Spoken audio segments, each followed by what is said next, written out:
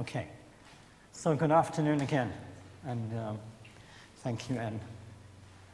So, Anne and Ergo asked me to tell you a little bit about the experiences with integrated project delivery. And I should begin by saying that unlike the building information modeling, this is something I have a very close understanding of at a theoretical level because of the work in lean construction, but it's not something that I have practical experience with. So I will be telling you very much things that I have heard firsthand from those who have run integrated project delivery, and I will try to give you an idea of how it's different from what we usually do. There is a very close relationship between integrated project delivery and building modeling, and you'll see why in a moment.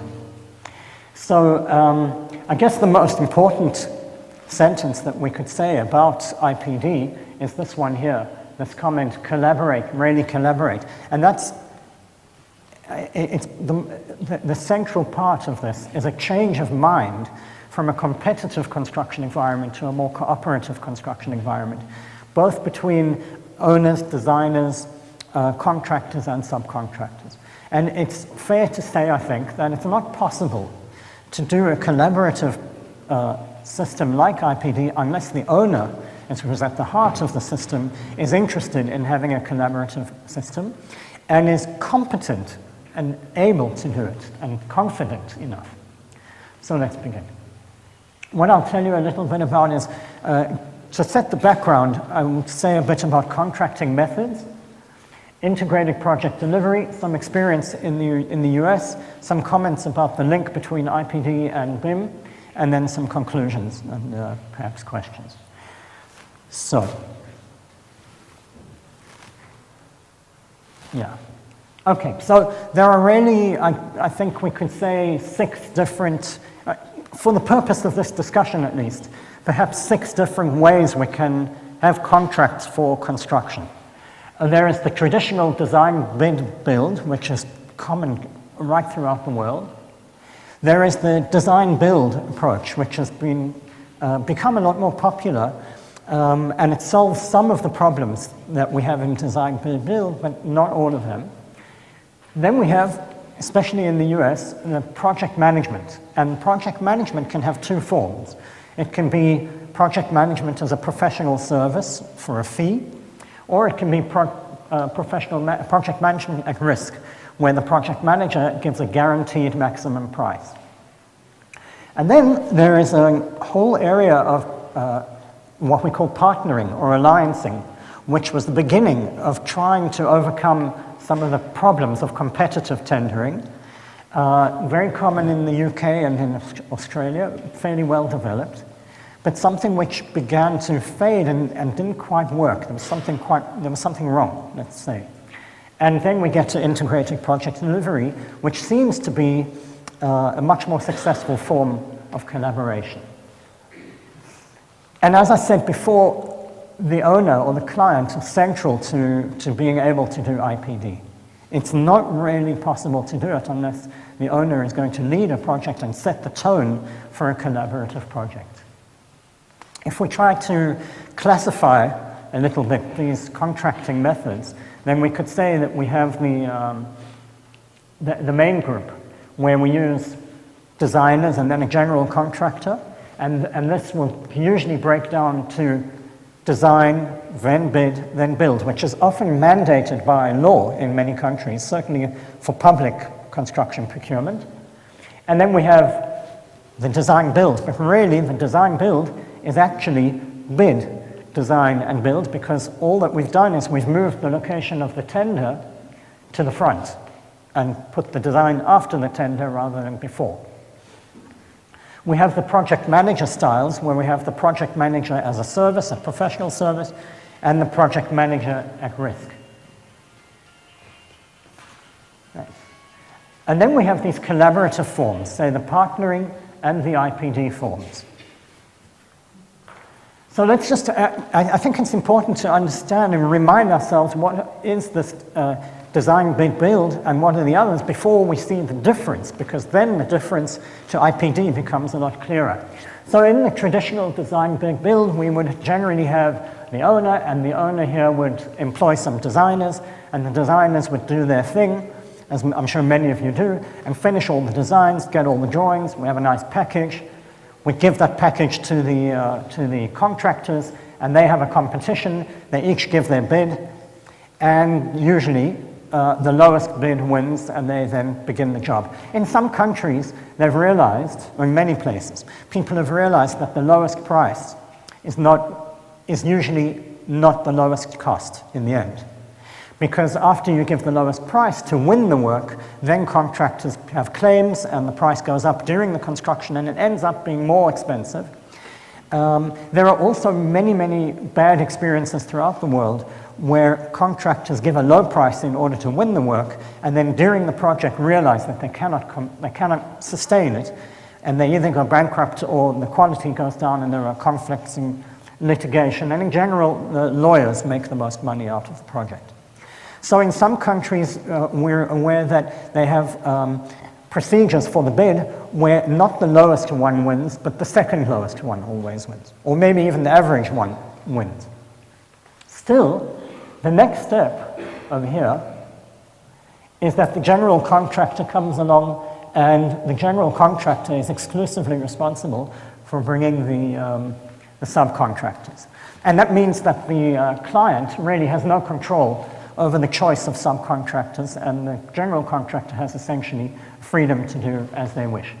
And therefore, the client here has to appoint this policeman to try to maintain quality. The important point to note is this is a competition. If the contractor is able to save money during the construction, whatever money is saved goes in their own pocket, and the client cannot see that. And often that can be at the cost of quality if the inspector's not good enough. So to try to avoid that, what people have done is to say, well, we want, as a client, to be able to get benefit from better design or savings in the design. And part of the problem here is that often the designers over here don't know the best way of building something, or that commercial conditions change during the construction. And so we want to get the client would like to benefit from the knowledge and the advantages of the contractor. And so in some places, for some kinds of projects, they've gone to this mode where the owner will begin, and they won't do a full design, a detailed design, they'll only do a functional design. So the owner will define the design requirements. I need a bridge to carry people from this side of the highway to that side of the highway. The bridge has to be at least 7 meters high above the ground, and it has to be covered for rain and perhaps something else. And that's all the detail, the functional detail that they'll specify. And then, of course, along will come the general contractor. And in this case, the general contractor will be the one to employ or to have their own designers doing the design. And, of course, we'll bring the subcontractors and the suppliers, which means that the design is now part of the tender. So the competition between the contractors includes the ability to make a better design to save money. And in theory, at least, this results in a lower cost for the owner. However, this too has many problems, and it's only suitable for very specific kinds of projects. If I'm an owner who does not necessarily know at the beginning of the project what I want or what I need, and then I'm liable to make changes through the project, then this is a bad idea. Because like in the previous situation, again, I'm, as a client, at the mercy of the contractor. And if I make changes, the contractor, after the tender, after the contract is signed, that contractor is a monopoly.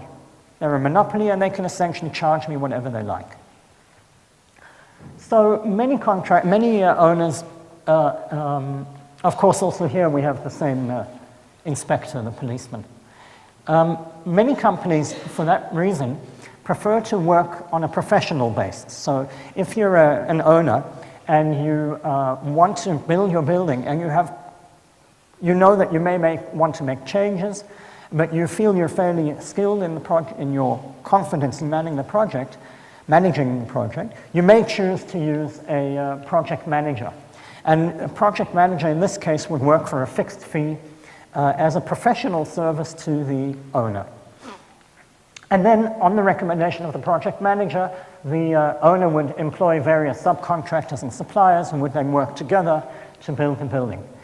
This is fine, but still we have a range of different tenders and competitions going along here, and we end up really managing the contracts.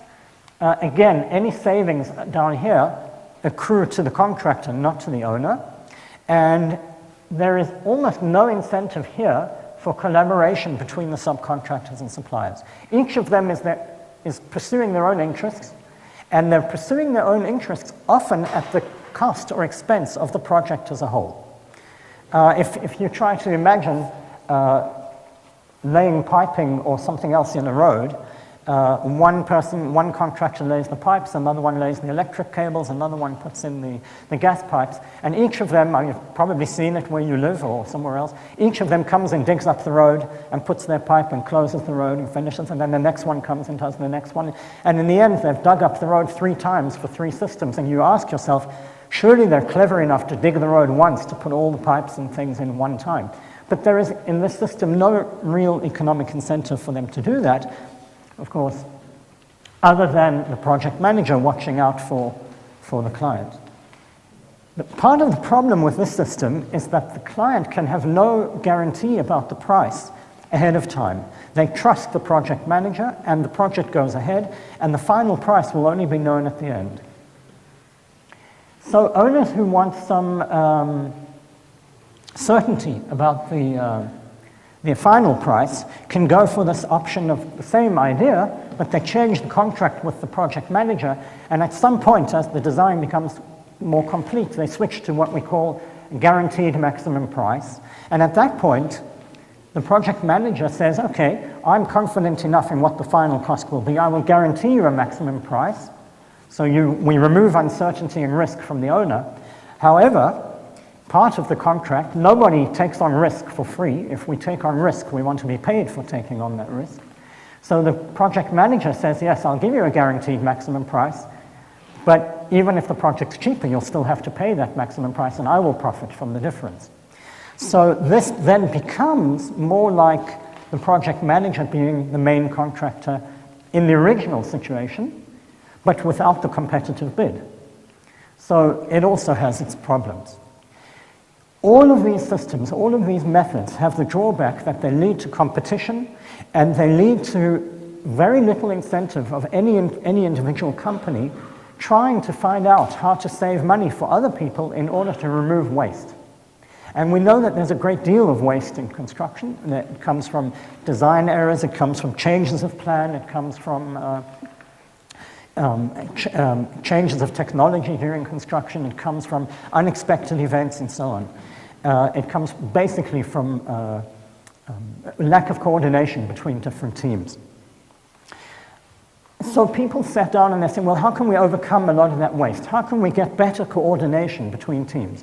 And the first thing they did was to say, well, can we do a partnering or alliancing? And so what they did in many places was to say, if the owner has a long-term relationship with the client, with the contractor, then we know that we're going to work not on one project, but on 2, 3, 5, 10 projects. And we're going to choose contractors not only on the minimum price, but on their reputation, and we're going to evaluate them over time. And then they began partnering and alliancing. And the basic idea was that the owner would say, I'm willing to work with contractor A and subcontractors B, C, and D, and we're going to have an agreement that we're going to work together and collaborate in some kind of arrangement. Basically based on social arrangements and on trust. And of course, we're going to encourage trust and so on, but not based necessarily on any clear commercial incentive. Still, the contract, like you can see here, each arrow here represents a different contract. Each organization remained with its own contract with the owner. And if you have your own contract with the owner, you need to try to optimize your own profits, that's legitimate, in the project. Now, IPD, Integrated Project Delivery, comes along and says, well, if we want to really change that and have collaboration amongst all of these people, the only way that we can really achieve it is if we make them all real partners, business partners, not just social partners. And to make them business partners, instead of all those different contracts, we have one contract, one main contract. And we call that the Integrated Project Delivery Group Contract. It's a single document that all of these here designers, general contractor, and design assist subcontractors all sign up. They sign up without a bid. The owner chooses them and selects them based on their reputation and based on long-term relationships with them. They all sign the single contract, which stipulates how the project will be managed from the point of view of decision-making and from the point of view of measuring how much money will be paid to each one. And the basic idea is that every partner to this contract will open their books. In other words, they'll accurately report their expenses on the project. They will open that to everyone else, and so that each organization's costs will be recorded, that the owner will pay them their costs plus a fixed percentage to cover their overheads and so on according to a fixed rate, and that then, once the project is complete, any savings between the actual cost and the target cost will be divided up between all the members. So that if you think about it, they all become now commercial partners in the project with an equal interest in the project succeeding. Here's the important thing. They all recognize that you can make more money in construction if you can remove waste. In other words, the way to be really profitable as a contractor here is not to negotiate with your subcontractors very low prices or with your suppliers or to make money through the contracting, but to make money by spending less resources in building the building. So that then all that waste that you generally have is turned into savings, and those savings come back to you as money from the client.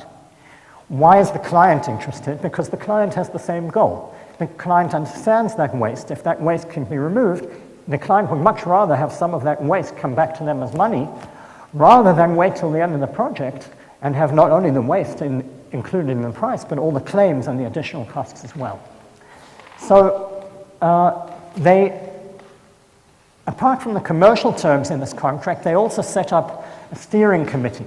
So because they're now a partnership, they have a steering committee. And the interesting thing here is that part of the trust between the partners is that the steering committee is not dominated by the owner. The project now becomes the property, if you like, of the IPD team. And in the steering committee will generally be a representative of the owner, a representative of the general contractor, maybe the architect and 2 or 3 others, not all of them, but many of them. And they will make the decisions about the project. Their goal is to, of course, reduce waste, but also produce maximum value for the owner, and we'll see how that works.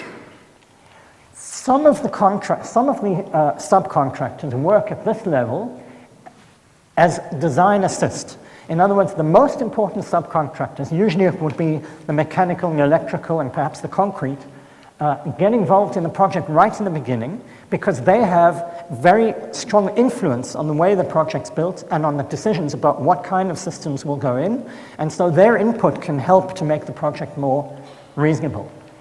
On the other hand, others are supplying commodities rather than a service.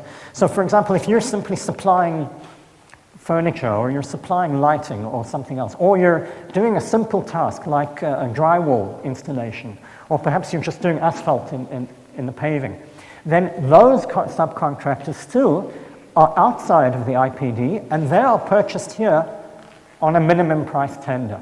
In other words, those subcontractors where the group feel that they are less subject to change and they're simple and straightforward and they're commodities rather than services, they're kept in this way so that this group can maximize its income.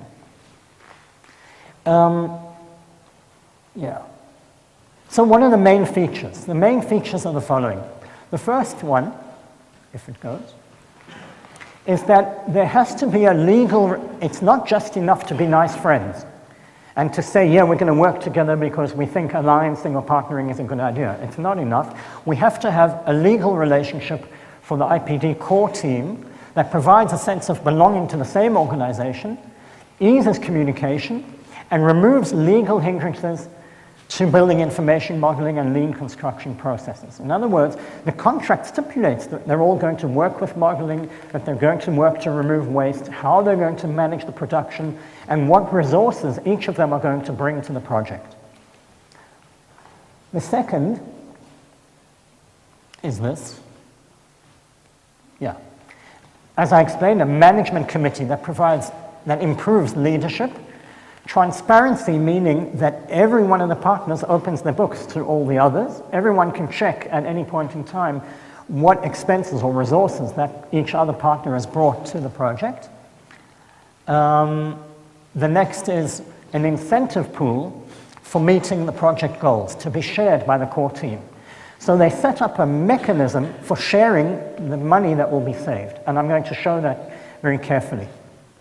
And in some detail. And another important one is that the partners to this agreement agree right from the beginning to waive any claim they might have against any other partner.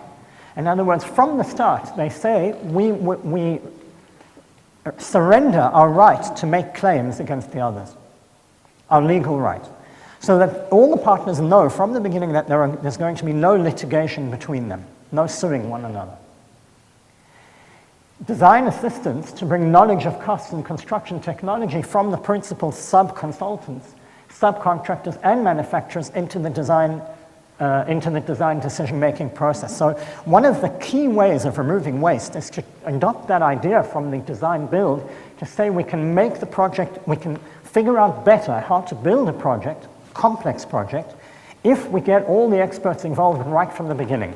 So if I have all the MEP subcontractors and perhaps the main suppliers and the people who really have an influence on how the building comes together involved right from the beginning. And they can sit down and plan the design process. And they can see where important decisions are going to be made. And they collaborate from the beginning. We end up with a project design that is much more rational and much cheaper to build than we would otherwise. So of course we can already say that this is very applicable to complex, difficult projects. If we were doing 300 houses that were all the same, then it might not be the right kind of project because we wouldn't get the same benefit. Here is a case study that we wrote up in the first edition of the book. It's no longer there. The Sutter Health Camino Medical Center, where a lot of these ideas were tested. The core group that I spoke about before in this project had 4 members. Sutter Health is a medical services providing company in California. They build hospitals and provide medical services. They are the clients, they're the owner. They're a very sophisticated owner because they build very big hospitals many times and over many years. So they have a lot of experience in construction. The architects, and here in this case, the architects bring with them the structural consultants and other consultants who are all here on this side, the orange ones. The main contractor, a company called DPR from California, and they with them brought all these main subcontractors. The concrete, the facade, the steel, fire protection, electrical, plumbing, and the HVAC. And here, the Camino Medical Group are an association of doctors who provide medical services who are going to use the facility. So they're the users. This is the HMO. So they form the core group with all these companies. And all of them are involved in the project right from the beginning and all sign up to this single contract. Now, how does the incentive scheme work? Well, this is the chart that they prepared in the contract. And as you can see, it's a little difficult to understand. They made it extremely complex, I think. But let me see, what I want to do is to show it to you in slightly more clear format. The way it works is this. Where is the source of, what's the major benefit in collaboration as opposed to competition within the project? The major source of savings are in 2 places. Savings in the construction itself. In other words, if I have a target cost that I think that's, as a team, we think that's what we can do, and then we figure out ways to collaborate and we can reduce the cost, then we end up with actual savings below the target cost. Beyond the target cost, above the target cost, is this idea of unused contingency. Every owner should, I mean, mostly they do. Some are not aware when they begin, but they become aware very quickly that they have to have a contingency cost. That means that the owners in their budget have this line item called unexpected costs that are not part of the bid, but they know that somewhere along the line they're going to have these extra costs, so they budget from them. And the contingency cost usually has two parts. The design, when they begin the project, the design contingency and the construction contingency. The first is to say, as we go along, if we make changes or we've forgotten something in the design, then obviously the building will cost more. So we have to have some contingency. And the construction contingency is something goes wrong, there is a mistake in the design, something whatever, and we have to pay more for the construction, then that's the contingency. So there are these two pools of money, if you like, that are there to be distributed, assuming they're achieved. So the assumption is that we're not going to use all the contingency, and also that we're going to save some money in the execution. Now, saving some money in the execution is a relative term because it depends on the target cost. If the target cost is very high, then it's easy to show that I saved money. If the target cost is very low, I may not be able to meet it. What they generally do is a process like this. The team in the beginning set, at the very early phases, they'll make an estimate of what a hospital like that should cost based on previous experience. And then the owner will say, I expect my project through this IPD system to cost 95% of previous costs, or 90%. And the team says, when they all sign this contract, okay, we're willing to accept that as our target cost. Now, what they then do is they all sign up, and then they begin designing, and they collaborate through the design process.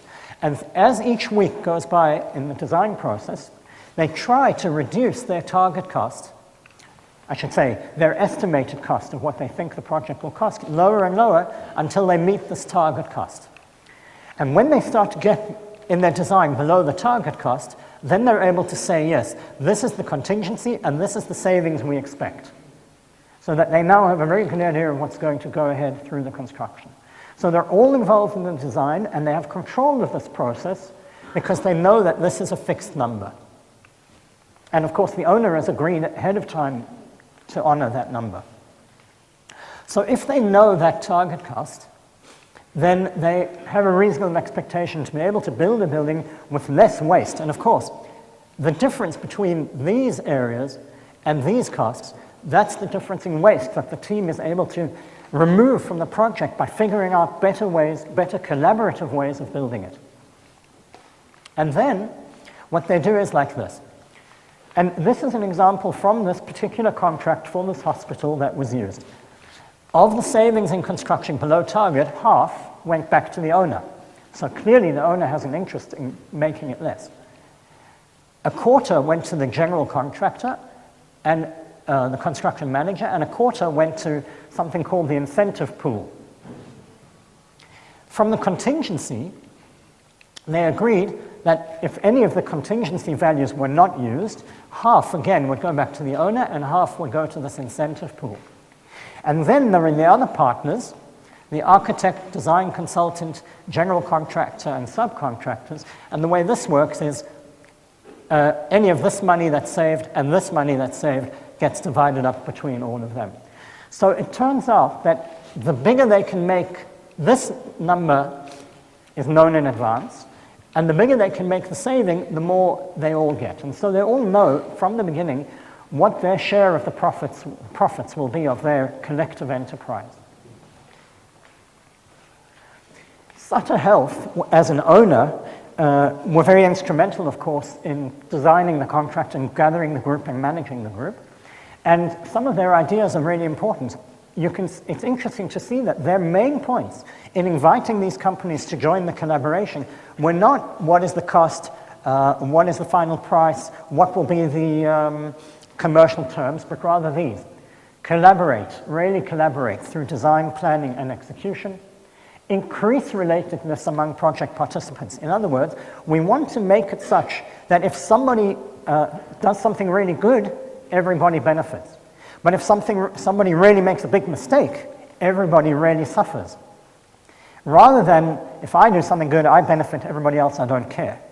So when you create this kind of situation, you find that it filters down and people begin really collaborating. And if I have an idea how Teemu can save some money on some other part of the work, I will go and tell him because I have a share in it. And that works not only at the level of the architect and the engineer, and not only at the level of the general contractor and some others, but at the level of individual workers. People now know that if I see that somebody else is installing electrical cables and they have a ladder and I'm doing something else and I have a better piece of equipment, maybe a scissors lift, then I might say to him, hey, do you want to use my lift? You can do it quicker if you do it this way, and why not? After all, I'm being refunded for my costs of having this piece of equipment here. It should be used more. I would encourage somebody else to use it because that brings down the project cost. That's the kind of collaboration that on general construction sites you would never see. Projects are a network of commitments. I won't go into that, but here's the main thing. Optimize the project, not the pieces. When each subcontractor is interested in making the most money they can for their own contract, they're interested in optimizing their work. So, I remember going to speak to a subcontractor installing air conditioning ducts in a factory built for Intel in Haifa at home, and he installed these ducts. And we asked him, we see that you are the first in every area and you install these big pipes in the ceiling. What happens if the people from the fire sprinklers install their sprinklers and you come with your duct and the sprinkler is in the way? He said, oh, that's easy. I take down the sprinklers and I put my ducts. And what about the sprinklers? Well, that's their problem. Now, of course, that kind of situation happens often. There is waste, and I, as